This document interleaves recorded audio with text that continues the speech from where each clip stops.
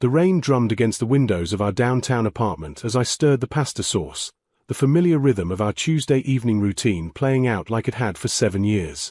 She sat at the kitchen island, scrolling through her phone with that distant look I'd noticed creeping into her eyes over the past few months. "We need to talk," she said, not looking up from the screen. I turned down the heat, wiping my hands on the dish towel. Those 4 words never preceded anything good, but I'd learned to face difficulties head-on during our marriage. "Sure, what's on your mind?" She finally looked up, and there was something in her expression I couldn't quite place, excitement mixed with nervousness, like a child about to ask for something they knew was outrageous. "I've been thinking about our relationship, about us." My stomach tightened. Here it comes, I thought. The conversation I'd been dreading. 7 years together, and somewhere along the way, we'd shifted from partners to roommates. I'd felt it too.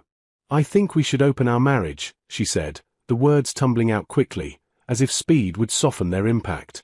I stood there, spatula still in hand, trying to process what I'd just heard. "Open our marriage?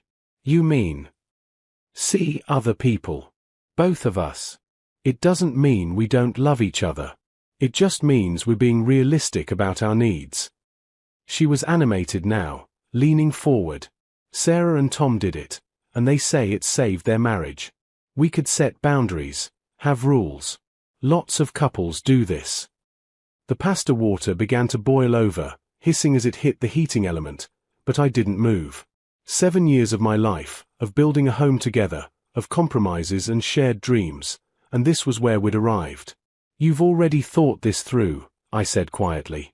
It wasn't a question. "I have. Look, we're not getting any younger. We married young. Don't you ever wonder what else is out there? This way, we can explore without losing what we've built." Her voice carried that rehearsed quality that told me she'd practiced this speech, probably in front of the mirror. I turned off the stove, the pasta forgotten. "Is there someone already?" She hesitated just a fraction too long. "No. Well, I mean, there's someone at work I've connected with, but nothing's happened. I wouldn't do that without talking to you first." "Nothing's happened.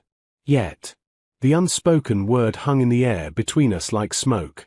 "So you want permission," I said, my voice level, betraying none of the turmoil churning inside me. "It's not about permission. It's about evolving our relationship. Being honest about what we want." She stood up, coming around the island toward me. "Baby, we can make this work. We're mature adults. We can handle this." I looked at her, really looked at her, and saw a stranger. When had that happened? When had the woman I married become someone I no longer recognized? Or had I been too comfortable, too complacent to notice the changes?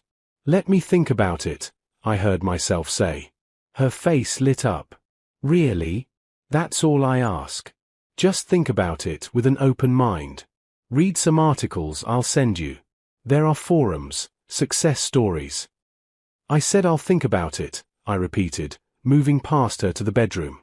I lay on the bed, staring at the ceiling, listening to her moving around the apartment. She was humming, actually humming, as if she'd just proposed we try a new restaurant instead of dismantling our marriage vows. The audacity of her contentment while my world tilted on its axis was almost impressive. My phone buzzed. She'd already sent the links. 3 articles about open marriages, 2 blog posts about ethical non-monogamy, and a podcast episode titled, "Why Monogamy Isn't for Everyone." I didn't open any of them. Instead, I opened my banking app and started going through our finances, a strange clarity descending over me. Some decisions don't need days of deliberation. Some decisions announce themselves with absolute certainty, like a bell that can't be unrung. 3 days passed.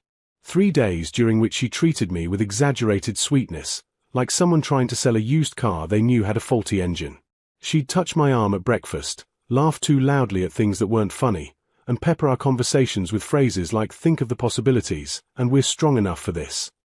I played along, asking the occasional question, nodding at her enthusiastic explanations.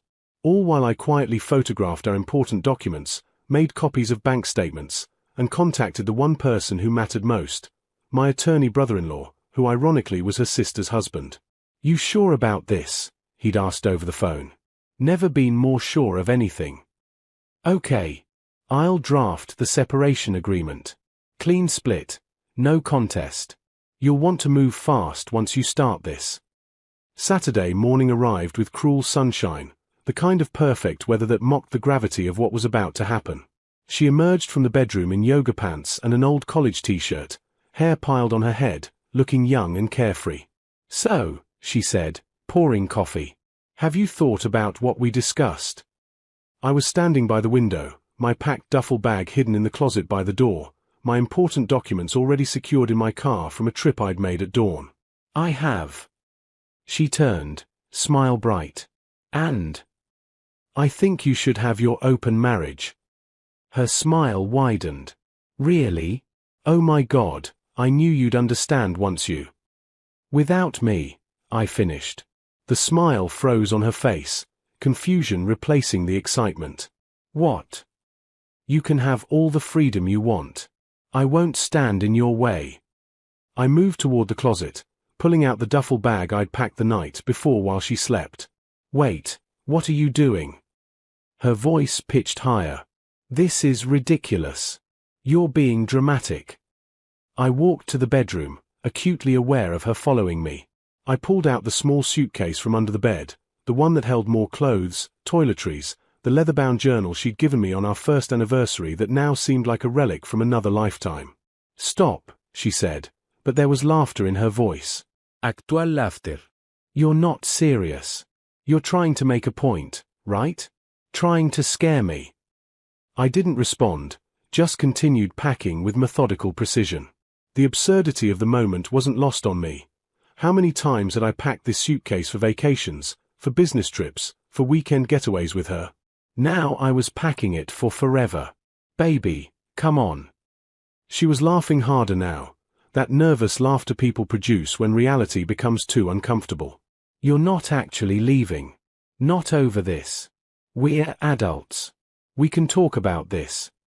I zipped the suitcase, rolled it to the door, went to the kitchen drawer where we kept the spare keys, the takeout menus, the random detritus of shared life. I pulled out my keys to the apartment, placed them on the counter with a soft clink. That's when her laughter died. "You're serious," she whispered. "You're actually leaving?" "Yes." One word. Simple.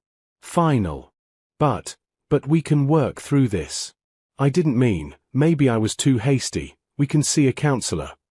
The words tumbled out in a rush, panic replacing the earlier confidence. "Don't be stupid. You're throwing away 7 years. I pulled out my phone, showed her the apartment listings I'd already bookmarked. "I've contacted a lawyer. Papers will be ready Monday. You can keep the apartment. I want a clean split, 50-50 on everything else. We have no kids, no shared property beyond this lease.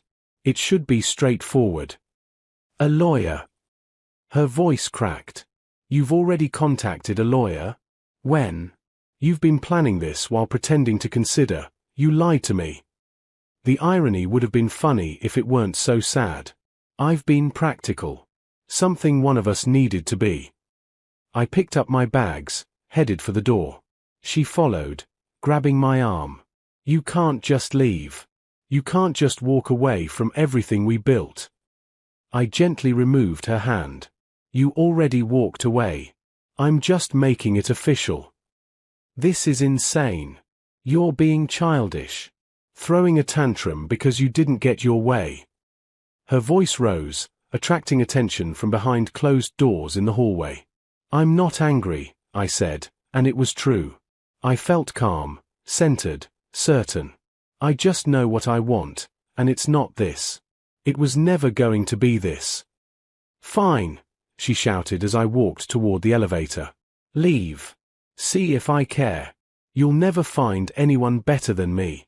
You're going to regret this." The elevator doors opened. I stepped inside, pressed the ground floor button. As the doors began to close, I saw her face, anger melting into realization, her hand reaching out too late. The last thing I heard was her voice, small and desperate. "Wait." But I was already descending, leaving 7 years behind with each floor I passed, feeling lighter than I had in months. The apartment felt cavernous without him. She stood in the middle of the living room for what felt like hours after he left, expecting him to come back. This was a bluff, obviously. A dramatic gesture. He'd cool down, realize he was being ridiculous, and return. By Sunday evening, when his key never turned in the lock, doubt began its insidious creep. She called him 16 times. Texted 34 messages, ranging from angry, "You're being a child," to conciliatory, "Let's talk about this like adults," to desperate, "Please just come home." All went unanswered. Monday morning, she dragged herself to work, eyes swollen from crying she'd never admit to. Her colleague, James, the one she'd mentioned having a connection with, stopped by her desk with coffee. "Rough weekend?" he asked, his smile warm and knowing. This was it, she thought. The freedom she'd wanted. No one to answer to, no guilt, no limitations. "The roughest," she said, accepting the coffee. "But maybe it's time for a fresh start." They went to lunch. Then dinner Thursday. By Friday, she'd convinced herself she was fine, that she'd done the right thing, that her husband's dramatic exit was his loss. She kissed James in his car, expecting fireworks, validation, proof that she'd been right about needing more. Instead, she felt nothing. Worse than nothing. Hollow. "You okay?" James asked, pulling back. "Yeah, it's been a weird week." He smiled, but it didn't reach his eyes. "Look, I should be honest. I like you, but I'm not really looking for anything serious. You mentioned your marriage was open, so I figured we were on the same page." Her stomach dropped. Open. Right. Yes, same page. Cool. "So, your place tonight." She made an excuse, claimed she had an early morning. The drive home was torture, her mind replaying the conversation. James wanted easy. No commitment, no depth, no real connection. Just access. Was that what she'd wanted? Is that what she'd thrown away her marriage for? The apartment greeted her with silence.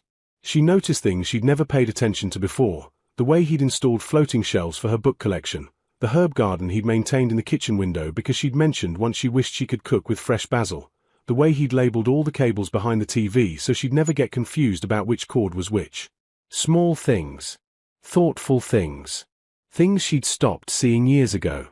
Over the next 2 weeks, she went on 6 dates. An app programmer who spent the entire evening talking about crypto. A personal trainer who critiqued her food choices. A divorced lawyer who was clearly still in love with his ex-wife. A musician who borrowed $40 and never called again. A seemingly nice guy who became aggressive when she didn't invite him up. Another colleague who ghosted her after 3 dates, no explanation. None of them asked about her day. None of them remembered how she took her coffee. None of them noticed when she was tired or stressed or needed space. None of them were him. Her sister called on a Saturday morning, voice tight with anger. "What did you do?" "What do you mean?" "My husband says you asked him for an open marriage? Are you insane? Do you have any idea how good you had it?" "I just wanted." "Wanted what? Drama? Adventure? Reality check. Dating in your 30s is a nightmare. You had a man who worshipped you, who came home every night, who actually did his share of housework, and you blew it up for what? Some fantasy. You don't understand." "I understand perfectly. You got bored and instead of working on your marriage, you took the coward's way out. And now he's gone, and he's not coming back, and you're realizing that what you thought was boring was actually called stability." The call ended. She sat on the couch, the one they'd picked out together after visiting 6 furniture stores, the one he'd assembled while she supervised with wine and music, and let herself acknowledge the truth. She'd made a catastrophic mistake. She opened her laptop, typed his name into Facebook. His status hadn't changed, still married, no updates. But there were photos from last weekend. Him at a hiking trail with his brother and some friends, genuinely smiling, the kind of smile that reached his eyes. A smile she hadn't seen in over a year. He looked happy. Free. She pulled up their text thread, her messages a one-sided conversation with herself. She typed out another message, "I was wrong. Can we please talk?" Her finger hovered over send. Then she saw the 3 dots. He was typing. Her heart hammered. Finally, he was responding. The message appeared, "Please stop contacting me. My lawyer will be in touch regarding the divorce papers. I wish you well." Divorce papers. The word felt like a slap. She'd been thinking separation, time apart, a wake-up call. He'd been thinking permanent ending. The divorce papers arrived on a Tuesday, delivered by a courier who asked her to sign with the same casual efficiency someone might use when dropping off a package from Amazon. She stood in the doorway, the envelope heavy in her hands, unable to move. Inside, everything was outlined with painful clarity. Clean 50-50 split of their savings. She kept the apartment and its furnishings. He kept his car, she kept hers. No alimony requested from either party. A marriage reduced to bullet points and legal terminology. At the bottom, a sticky note in handwriting she recognized, "I've already signed. Your signature finalizes everything. No need for us to meet." Him. Even in dissolution, he was making it easy for her. The realization felt like swallowing glass. Work became unbearable. James had moved on to pursuing someone from accounting, barely acknowledging her in the hallways. She'd hear him laugh, that same charming laugh he'd used on her, and feel nothing but embarrassment at her own naivety. She tried therapy. The counselor, a woman in her 50s with kind eyes, listened patiently as she explained the situation. "I thought I wanted freedom," she said. "I thought the marriage was suffocating me." "And what did you discover?" the therapist asked. "That I was suffocating myself. He was never the problem. He was steady, reliable, present. I mistook that for boring. I mistook security for stagnation. What do you think you were really looking for?" She was quiet for a long moment. Excitement? Validation? Proof that I was still desirable? She laughed bitterly. "I'm 33 years old, and I acted like a teenager. Self-awareness is a good first step. What do you want now?" "I want him back," she whispered. "I want to undo it all." The therapist's expression was gentle but firm. "You can't undo it. You can only move forward. The question is, forward to what?" She tried calling him again that night, liquid courage from half a bottle of wine making her brave. He answered on the 4th ring. "Hello." His voice was cautious. "It's me. Please don't hang up." A long pause. "What do you want?" "To talk. To explain. I made a mistake. The biggest mistake of my life. I was stupid and selfish and I didn't appreciate what I had." "Okay." Another pause. "Anything else?" His calmness was somehow worse than anger would have been. "That's it. Just okay? Don't you have anything to say to me? What would you like me to say? That you forgive me. That you understand. That you'll give me another chance." Her voice broke, tears streaming down her face. "That you still love me." The silence stretched so long she thought he'd hung up. Then, "I hope you find what you're looking for. I really do. But it won't be with me." "Why? Why can't you forgive me? People make mistakes." "It's not about forgiveness." His voice was tired. "I do forgive you. But forgiveness doesn't mean reconciliation. You showed me who you are and what you value. I believe you. And what you value isn't a life with me." "That's not true. I was confused, I was." "You were honest," he interrupted.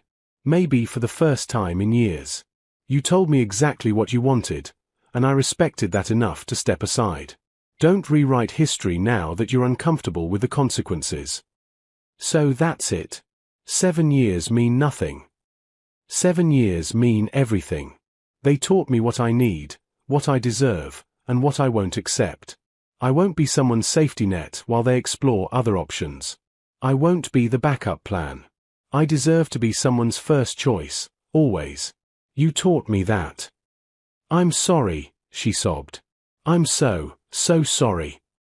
I know you are. But sorry doesn't change anything. Sign the papers.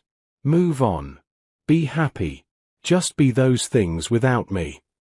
The line went dead. She spent the weekend stalking his social media, watching his life continue without her. Photos of him at a comedy show with friends. At a new restaurant downtown. At the gym, visibly losing weight, looking healthier than he had in years. Living. Meanwhile, her world felt smaller every day. The friends they'd shared had quietly chosen sides, and most had chosen his.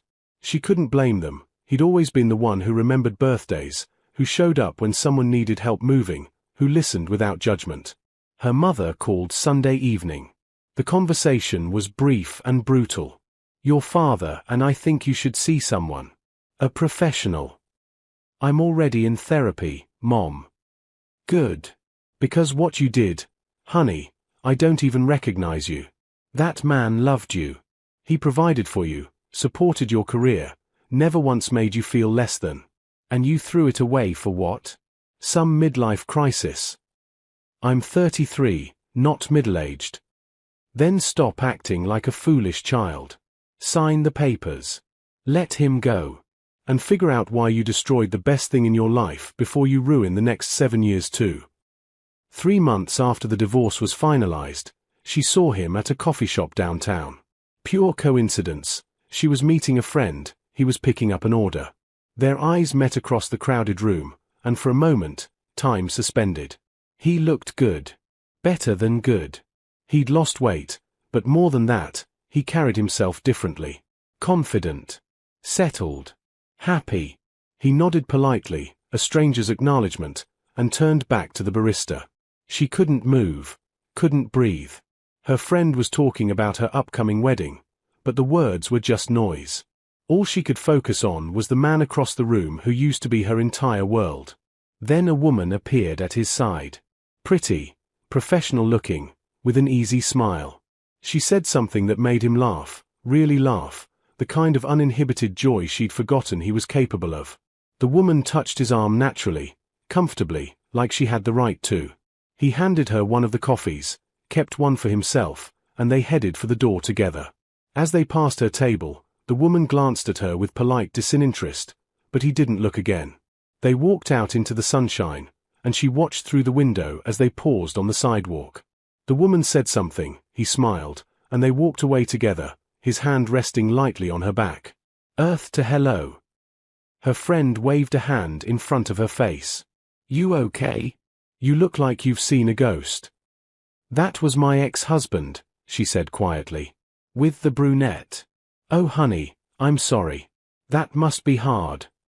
She looked happy. They looked happy. Well, you're doing great too. You're dating, I'm not doing great, she interrupted. I'm going through the motions. Every date feels like an audition I'm failing. Every night I come home to an empty apartment and remember everything I gave up. Her friend's expression softened. It was 3 months ago. Give yourself time. He's had the same amount of time. Look at him. Maybe he's been ready to move on longer than you think. Maybe he checked out of the marriage before you even suggested opening it. The thought should have brought comfort, the idea that she wasn't solely to blame, that the marriage was doomed anyway. Instead, it made everything worse. If he'd been unhappy, why hadn't he said something? Why hadn't they fought for it together? But she knew the answer. He probably had said something, in 1,000 small ways she'd been too distracted to notice. The suggestions for date nights she'd been too tired for. The attempts at conversation she'd cut short. The affection she'd received but not returned. That night, she pulled out the box she'd hidden in the closet. Photos from their relationship, cards he'd written, little mementos she couldn't bring herself to throw away. One photo stopped her, their wedding day, both of them grinning like they'd won the lottery, the whole world ahead of them. She'd been so sure of everything then. So certain of their forever. She put the box away, pulled out her journal, and began to write. Not to him, those letters remained unsent, but to herself. About what she'd learned, what she'd lost, what she'd hopefully gain from this devastation. Lessons written in regret. Love isn't about excitement. It's about choosing someone every day, even when it's boring, especially when it's boring. Freedom means nothing if you're using it to run from something instead of toward something. You can't appreciate sunshine until you've lived through storms of your own making. Sometimes the person you need to be saved from is yourself. 6 months later, she'd signed the lease on a smaller apartment, accepted the promotion that required relocating to another city. A fresh start, not because she was running away, but because staying meant drowning in the ghost of what she'd destroyed. Her last night in town, she drove past their old building, her old building now, though she'd moved out 2 months prior. The lights were on in their old apartment. New tenants, new lives, new chances that hopefully wouldn't be squandered. She thought about texting him one final goodbye but decided against it. He'd moved on. He deserved his peace. Disrupting that peace to ease her own guilt would be selfish, and she'd been selfish enough for a lifetime. Instead, she pulled out her phone and deleted his number. Not out of anger, but as an act of mercy, for both of them. The drive to her new city took 6 hours. She listened to podcasts about starting over, about forgiveness, about building a life worth living. She thought about the woman in the coffee shop, the ease between them, the way he'd looked at her. She hoped he was happy. Genuinely hoped it, without the bitter edge she'd carried for months. He deserved happiness after weathering the storm of their ending. As for her own happiness, that was still being written. A story without a clear ending yet, just a woman driving toward an uncertain future, carrying hard-won wisdom and the kind of regrets that shape you if you let them. At a rest stop, she sat in her car and watched the sunset paint the sky in shades of gold and purple. Her phone buzzed, a text from her therapist checking in, making sure she was okay on this transitional day. She typed back, "I'm okay. Not healed, but healing. Thank you for everything." Starting the car again, she merged back onto the highway, leaving behind the city that held 7 years of her life and the man who deserved better than what she'd given. Somewhere ahead was a version of herself who'd learned from this, who wouldn't need to destroy something beautiful to appreciate its value. The road stretched endlessly before her, and for the first time in months, that felt like possibility instead of punishment. She'd asked for freedom, and she'd gotten it. Now she was learning what to do with it, not by filling it with meaningless connections, but by building something substantial within herself first. Somewhere behind her, he was living his own story, one where she was a chapter that had closed. Somewhere ahead, both of them had futures waiting. They just wouldn't include each other. And finally, painfully, she was beginning to accept that.